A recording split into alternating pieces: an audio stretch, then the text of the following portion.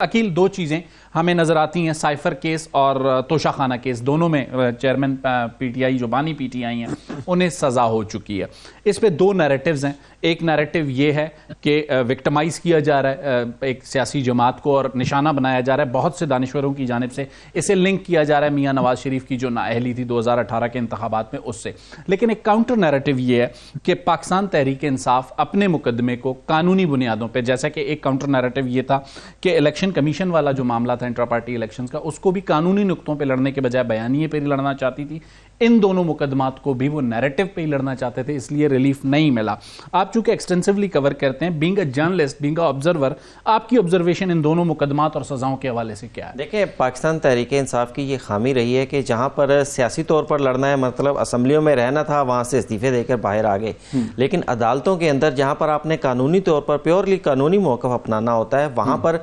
سیاسی موقف اپنا لیے جاتے ہیں تاکہ لوگوں میں پاپولیرٹی حاصل کر لی جائے۔ اب میں سائفر کیس کا فیصلہ پڑھا تھا، 77 صفحات پر مشتمل یہ فیصلہ ہے۔ اس کے اندر 10 سے 12 جو پیراگرافز ہیں وہ جج صاحب نے صرف اس چیز کے اوپر لکھے ہیں کہ جناب عمران خان صاحب کو جو ہے فیئر ٹرائل کا پورا حق دیا گیا، گواہان کی جانب سے جیرا ان کی جانب سے نہیں کی گئی، 40 سے زائد درخواستیں صرف اس لیے دائر کر دی گئیں تاکہ اس ٹرائل کو کنکلوڈ نہ ہونے دیا جائے۔ پھر ان کی جانب سے یہ بھی کہا گیا کہ ان دی اینڈ جب 26 جنوری کو ان کے جو حق دفاع کا حق ختم کیا گیا تھا، اس سے پہلے عمران خان کو اور شاہ محمود قریشی صاحب کو مکمل مواقع فراہم کیے گئے۔ انہوں نے نہ تو